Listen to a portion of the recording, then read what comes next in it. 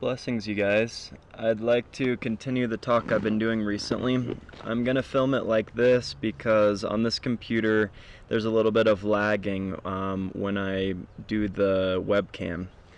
So, yeah, hopefully this is alright too.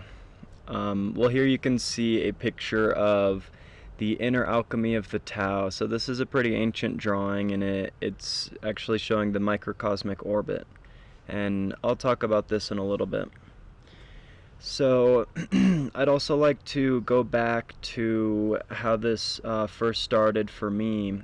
And, I was remembering an encounter that I had that I really felt like started this all off. And this was in a time when, I was really seeking God. That was my main focus, was the Bible, was Christianity. I'd studied some of these ideas a long time ago, but but this was all that, Christ was all that was in my mind. So I thought that this encounter that I had was very interesting. I had a dream where there were these there were these humans that kind of had clear skin, and they came up to me and they started showing me basically visions of peace and harmony on earth.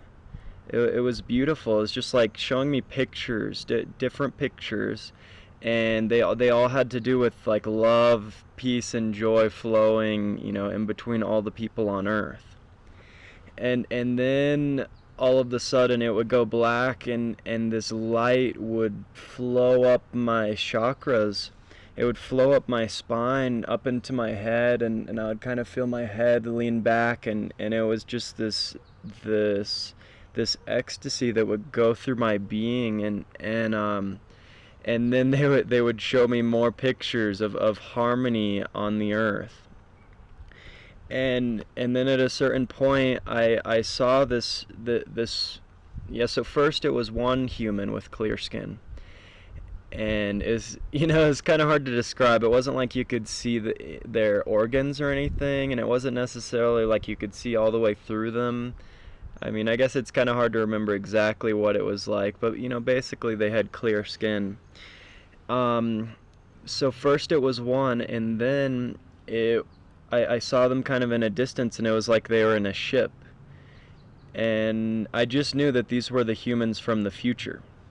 And in that kind of spaceship type thing they were in, I got this impression. Really, the whole thing was almost like a telepathic experience with them. And so I kind of got this impression that like they were all in this ship and they were all one. And it was this one guy, but he was representing all of them together. And so then all of them spoke to me, and they said that they recommend that I don't spend much time alone because it's not productive for basically the development of this on earth, this peace, love, and joy, this harmony between all the people on earth. And so that was pretty neat too. Because I'm kind of an introvert. I guess I kind of have tendencies, to spend more time alone. So it was a direct message to me, encouraging me, to get out and spend more time together with people. I don't think that it's like a doctrine or something everyone needs to apply, but it was something for me that has helped me. And yeah, I think it's, it is something that a lot of people can apply for sure. And so then they showed me more pictures of peace, love, and joy on earth. And then again they gave me what some might call this kundalini experience is basically just light. I saw this light rising up my spine and just felt this joy, this bliss.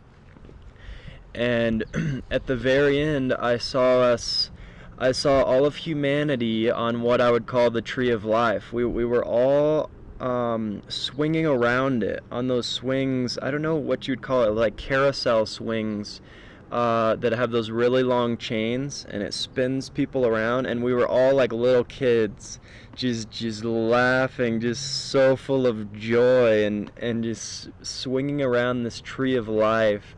And it was just awesome, this feeling of harmony and connectedness of all life on earth. And I just woke up from that and was like, wow, and it had that heavy feeling that I've had, only in dreams from God. That very significant feeling like, wow, this is something different. And so I really felt like that was an initiation for me into a lot of these topics. And not too long after that, I'd say maybe 6 months after that, was really when God had put these topics on my heart, and I started to study these ideas about the microcosmic orbit. I really started to feel, encouraged to start studying about the chakras again. And at the time I kind of tucked it back, into my pocket or whatever. I didn't know what to think of it. But I do feel like that experience kind of, encouraged me and helped this all to unfold. And I felt like it was, a huge confirmation from God. And so, that's been another part of, what God has shown me about it. For my wife, he's shown her a good few things about this too. She's experienced healing practicing the microcosmic orbit. She's not, super motivated. Even with me, I don't practice it every day. I do plan on starting it at some point in time, but or starting a committed daily practice. But anyway, so my wife, she has seen, she saw a vision of an immortal eunuch, which we've always thought that the eunuchs, they basically cut off their, for the guys, their whole sexual organ. But we were thinking, maybe from what she saw here, that actually maybe for some of them, they only cut off the penis, and left the testicles, because those are what produce this precious fluid that brings life to the body. And so that through that, they would have no way to emit the semen. And it was like, almost like they would be forced to learn how to transmute the sexual energy, to use it for spiritual purposes, and even for living for eternity in the physical body. And so, that's another topic that I wanted to touch on is monks, the celibacy of monks. And this is a thing that's pretty common throughout all religions. But it's interesting, people have always thought that, it's basically just to try to be totally holy, to just submit the flesh, and so they can focus on spiritual things. And that's part of it, but I might say that actually an even bigger part of this is actually the transmutation of that energy. And people have done studies on celibate monks, and it seems like especially the Catholic ones who don't have these integral practices for using the sexual energy, a lot of times they get sick, and they'll get prostate cancer and things like that. So it's an ancient knowledge that has kind of been forgotten in a lot of places, but I would say that this is actually the origin of what celibacy is all about. Is you can't just abstain from sex, that is unhealthy. Our body is made to produce these energies, these fluids, and bad things can happen if people just abstain from it. But so the purpose of it would be to transmute this energy, just like they're showing here, these waters, to churn the waters, to ignite this energy, but to let it go somewhere. And this channel and up the spine needs to be awakened. It needs to be open so it can ascend up. So this steam can ascend up and to produce a meditative state of consciousness. It does many things. It brings physical, mental, and spiritual health. It gives enough energy for all the organs to be filled with light, to cleanse out toxic emotions, even physical toxins. It's really good for the digestive system. It's like a biochemical energy that the whole body uses. And the ancients have figured out that the sexual energy is actually like the storehouse of the majority of our energy, the energy that our body has. So another aspect of this, which everyone knows, is that we were created through an orgasm. We were all created through sexuality, and so for us to kind of lose contact with this orgasm is very detrimental for all the cells in our body. And some teachers like Mantak Chia, who this image is from his website, he talks about how how even down to our very cells, it's almost like our DNA makes love. Through the process of mitosis, our DNA, it splits and it becomes two. And so he says that when we lose contact with this orgasmic energy flowing through our whole body, not just our genitals, it basically makes it so that our DNA doesn't divide properly. And to me, it makes a lot of sense from a Christian perspective that that we have our origin from heaven. We come from this divine place that is just full of love, peace, and joy, full of ecstasy. I mean, some might even say full of this orgasmic energy, which really is what that is. It's it's a combination of all good, beautiful, and pleasant emotions that basically is an orgasmic energy.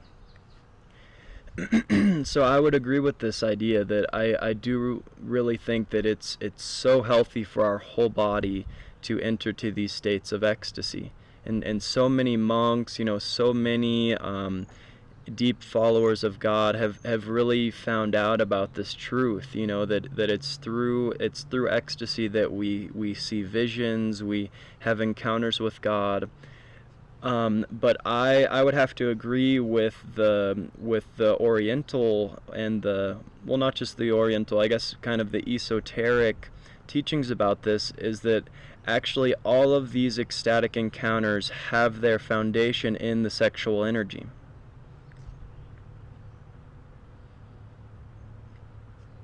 And so there's many different levels of commitment in this practice.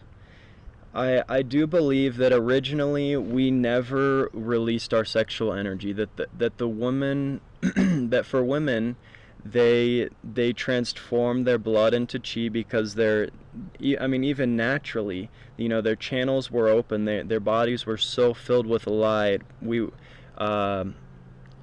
Us as humanity, we were in a perfect state without negative emotions, and so these functions happen naturally. And for the man, he didn't release his sperm when making love, but when we wanted to have a child, it's like we knew our body well enough to activate what some might call the downward flowing winds, or to activate these energies in a different way that would start these processes like menstruation and things like that, to prepare for having a baby. And we would have the baby, but then we would continue the original process of drawing that energy back up instead of letting it escape back out. So there are a lot of different beliefs about the correct way to do these. There are a lot of different teachings, and some people explain it simply as abstaining from orgasm. But I want to clarify that the orgasmic feeling is very healthy, but what people are trying to point out is that we have to learn how to separate ejaculation from orgasm.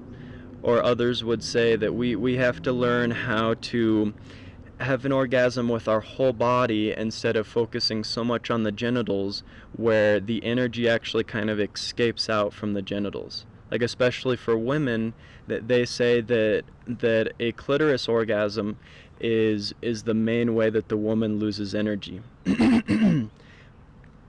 even, on a whole separate topic from the actual menstruation blood, that the woman also can lose energy from orgasm, and it's kind of this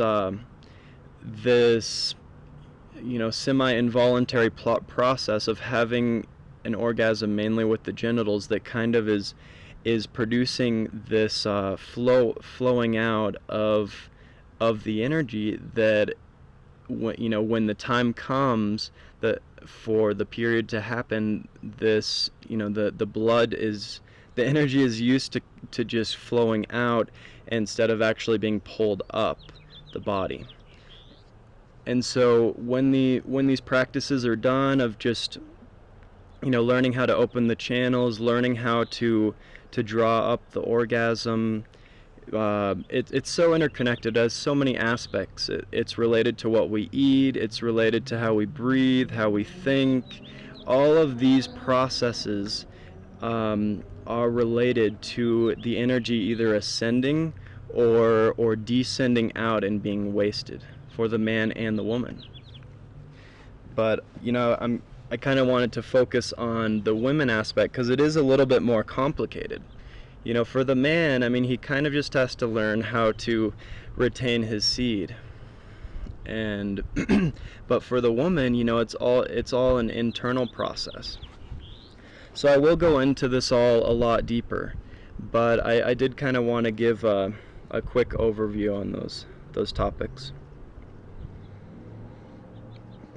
And so the Taoists, they believe this idea too, that kind of in the times that we walked with God, when we came out of the Garden of Eden, or something related to that people used to have these processes going naturally, that we knew that to waste this energy was very serious, and so people naturally sublimated this energy, and we naturally had control over these deep functions of our body.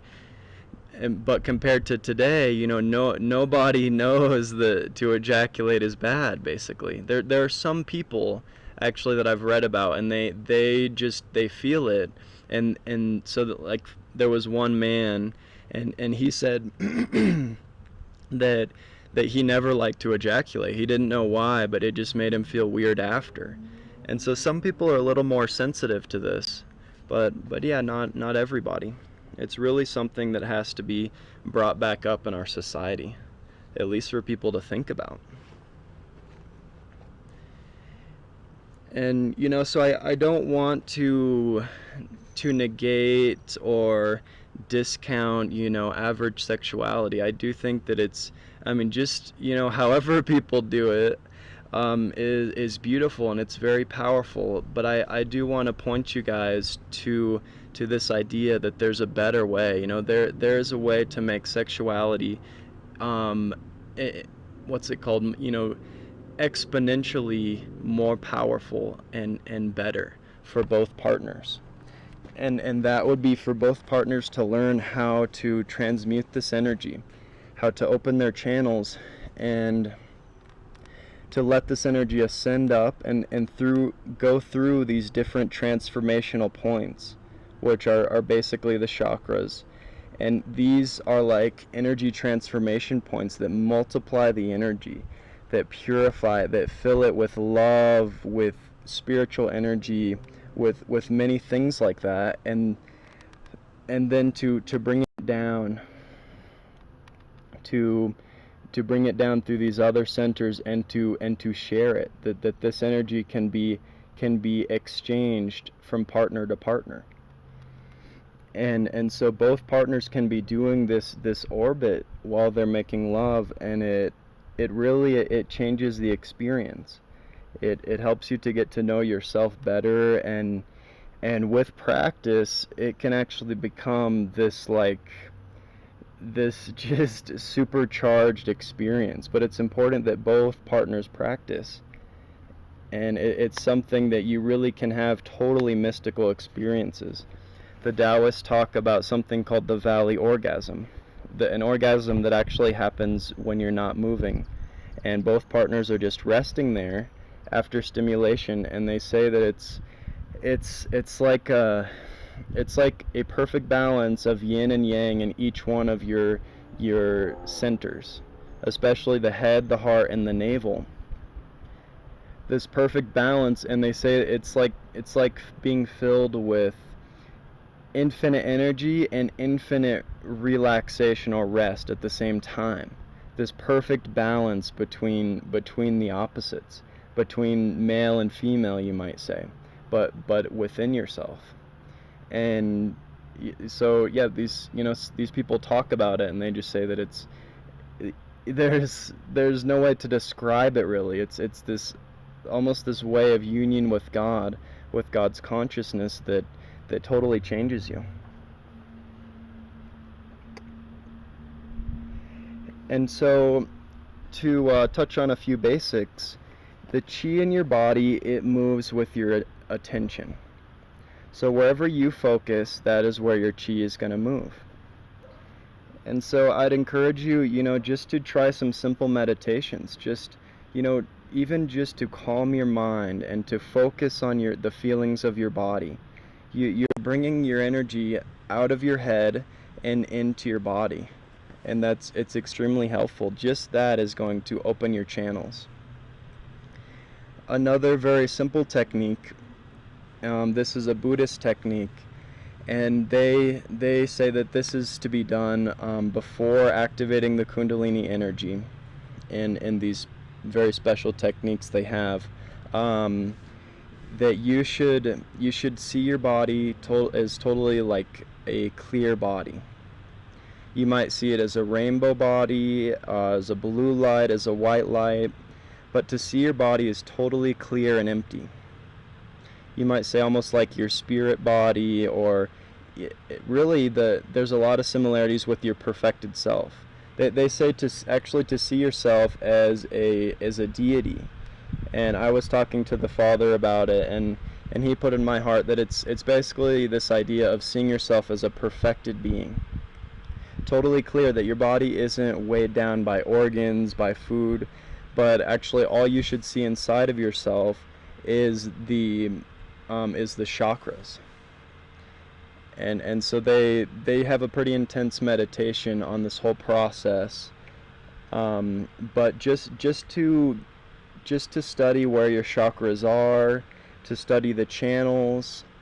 I'd say the three center channels, which are the Sushumna, the Ida, and Pingala, and then the front and back channels, which are shown here in the microcosmic orbit. And let me change the image here. So that this is the Vajrayogini system.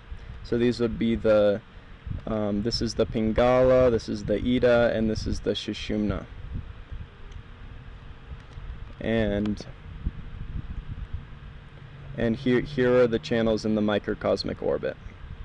And so just to see those as open and filled with light, to get to know the different points is very helpful. And just to feel the connection, to start at the perineum, or start here and your navel center, and bring the energy around, and to just feel what it's like. And you'll start to notice pretty quickly which areas seem like it's hard to focus on, like it seems like you don't feel much sensation and things like that, and you'll know that that's an area that you should work on connecting the circuit to.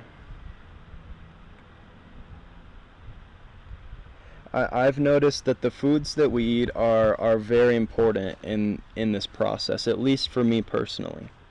Everybody's different, and I really respect it. I know that food is a very sensitive topic for people, but I was having some issues with this practice, and so I switched to a diet called the Sattvic diet. It's kind of a yogic diet, which they say helps the energy to sublimate and helps the higher chakras to be activated. And so the main aspects of that diet are no spicy foods, like hot chilies, no onions and garlic, and they generally try to avoid meat and really old foods, things like that. And so it can kind of be as involved or not involved if you want, but those have totally changed my practice. And so I highly recommend that for men especially, but for women as well. I've noticed that it really gives me like a totally different energy. It's like a calm, relaxed energy it's just beautiful. And in in my intimate practices, it is just night and day. Like, I feel so much more control. There is so much more space within me to move this energy, to be aware, and it's very beautiful. I'd like to touch on what the Taoists talk about when these different centers are full. So these are the three main centers, basically the three main chakras in the Taoist system. These are the major energy transformation centers. So here would be where the Jing is stored. This is the basic sexual energy, kind of this primordial energy. They say that we get it from our parents, but also from food. There are a few certain foods that can build up this energy, and also from the earth, that this energy from the earth can help to build up this energy. So when this energy is full, they will say that you have no desire for sexual for sexual interaction, or not interaction, but they say you'll have no desire for sex. I don't think that means that you don't want sex at all, but it's I'd say it's more like you don't need it. It's like you have this perfect balance within you. And when the heart center gets filled, this is basically the chi center.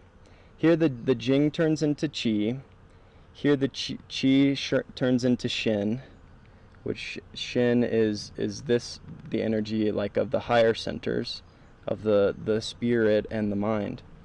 And here basically chi is further refined into Shin. So they say that when the heart center is filled with chi, that you no longer have a desire for food. You no longer need food. It's it's pretty interesting. And I wouldn't say that it's just the heart center, but basically, it's when all your centers are filled with chi. When your body is saturated with Jing, it's like you no longer have this need for the exchange of yin and yang that happens in sexual interaction. But it doesn't mean you wouldn't still enjoy it if you wanted to.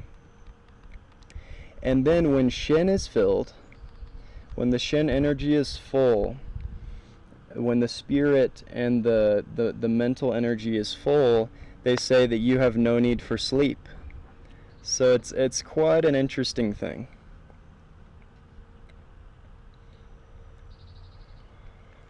And so to touch on the Buddhist system, this is part of the Tantra yoga system in Buddhism. I don't think I've talked about this in any other video yet. I might have touched on it, but they say that bliss is basically part of God's nature. That bliss and emptiness are the part of kind of the nature of true reality.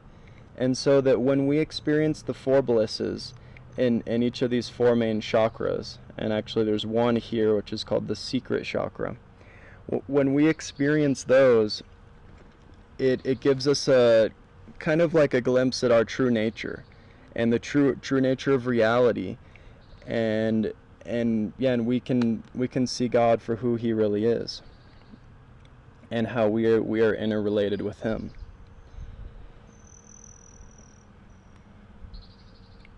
And to me this makes a lot of sense from the Christian perspective. We talk about heaven being this totally blissful place. God, He's infinite, He's everywhere, and just all of these ideas. He's a loving God, and so to me it almost seems like like if God's God, of course He's going to be incredibly blissful, right? Like, why not? And so it seems like it's kind of like a glimpse into His consciousness, which allows us to see beyond these limitations. And so Well, basically, these are seed syllables. It gets a little bit complicated. They talk about like that this is the way that we should meditate on each chakra with this number of petals or channels, which it's a very advanced practice. Um, but basically, what they say happens. These two side channels, they end in the nostrils actually, and so when we're breathing, these two side channels are being filled, and they say that when the side channels are active, the central channel isn't active, which is a little bit strange. So there's a lot of practices where they talk about holding your breath and things like that, and forcing air kind of into the central channel. But they basically say that when the air enters the central channel and dissolves there, people don't have to breathe anymore. That this channel gets filled with light, and they have an experience with God, and when it stabilizes there, when the light stays within that channel, and sounds like it basically dissolves into the body also, that people don't have to breathe. And they'll like breathe through their pores, breathe through their ears, or something like that. And so that, I know that sounds pretty far out there, but I mean, in the yoga, the Hindu yoga system, they also talk about this, that is the final goal of pranayama, which are breathing practices, which is to be able to hold your breath forever. They say for as long as you want. And I mean, but they actually have a name for it. I don't remember the exact name, but they have a name for somebody who can do this. I mean, like, they have an actual word for it. So, it seems like at some point in time, people were very accomplished and developed in these areas. They were able to feel within their body. They were so filled with light. Their sexual energy was so full that these channels were able to be so filled that they could actually feel where that energy goes in their body, and discern how many channels were there, where they are, how the energy moved. And so all of these were developed a long time ago, when we didn't have TVs. People ate super healthy, and even this knowledge of sexual transmutation was common. And so we look at this and we're just like, wow, this is just so far out there. But I would have to argue, that this used to be a lot more commonplace, and it's really been something that we've kind of desensitized ourselves to in mainstream society. So let me see. Is that all I wanted to talk about today? Yeah, I guess I just wanted to say, that it does make sense when we have an experience of union with God. When we enter into this infinite realm, we realize that we are infinite, just like He is. And we are Him, and He is us. It makes sense that we wouldn't have to breathe, right? So, yeah, and let's see. I guess I just wanted to touch on this.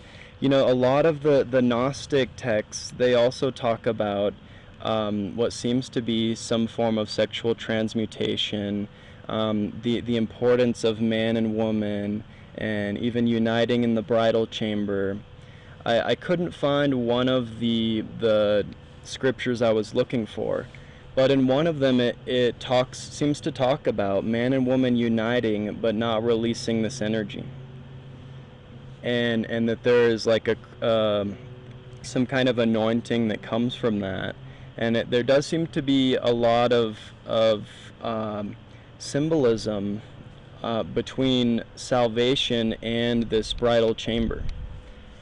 So I would say, that it's a place that we can meet with God in intimacy, but I do really believe that there's another meaning, and that is actually learning to conserve this energy, and that is it's a type of salvation that comes from within, which is igniting this Christ consciousness in us. So I'll just read this verse. This is from the Gospel of Thomas, verse 22. Jesus saw some infants who were being suckled. He said to his disciples, "These infants being suckled are like those who enter the kingdom." They said to him, "If we then become children, shall we enter the kingdom?"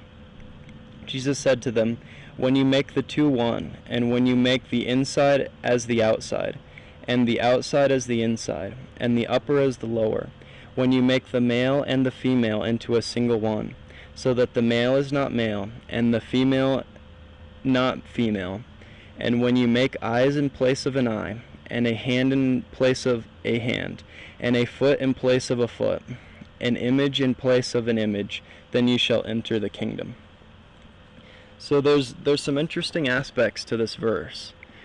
For one, I really like the idea, that we need to be like children at our mother's nipple to be like, to enter the kingdom. And I kind of got this idea, I've heard about Justin Abraham talking about the breast of God and like almost like getting drunk on the milk of God and things like that. And or even just, the image came to my mind, just everything that we need, we just receive it instantly.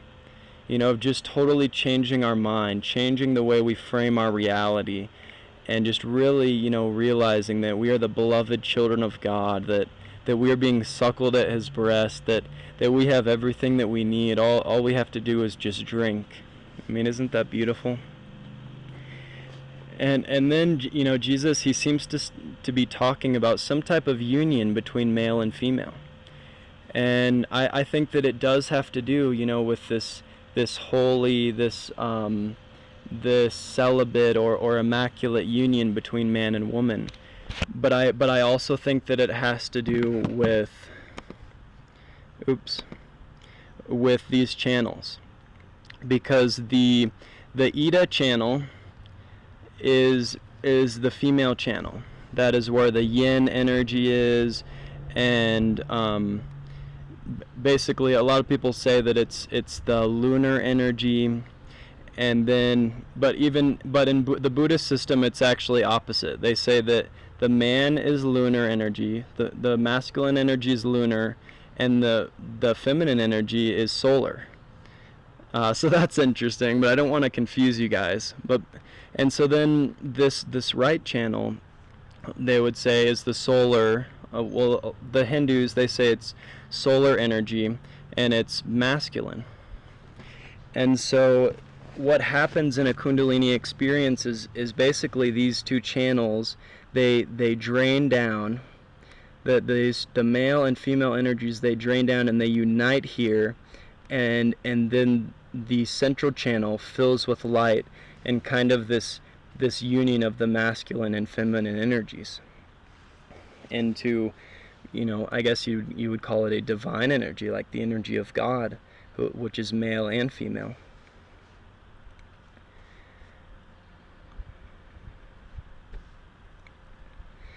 And so one last thing I wanted to mention again about the three poisons. So the hate energy, that this blocks this right channel. It's related to the liver. These channels are connected with the different organs and things like that. And the liver, the main toxic emotion for that is hate. And then this channel gets filled with greed and impure desires, gets clogged with that. And so we need to work on those for these channels to be more clear, so that a lot of things happen when these channels become clear. Just to clear one of these channels, they talk about how healing powers develop, clairvoyant powers develop, and things like that. But also the major important thing would be that this energy is able to basically go down to unite and to enter the center channel. And then the center channel is cleared with wisdom, and it's clogged with ignorance. And so that's, it's kind of a mystical or kind of a thing that's hard to grasp, but it is cool, how the Bible talks about wisdom. We know we can engage with wisdom as a spiritual being. And even the Gnostic texts, they talk about Sophia as wisdom. And so, there's a lot of deep similarities here. Yeah, thanks for listening, you guys. I'll look forward to making the next video, and just let me know if you have any questions or comments. Hopefully I touched on a good amount today. Bye.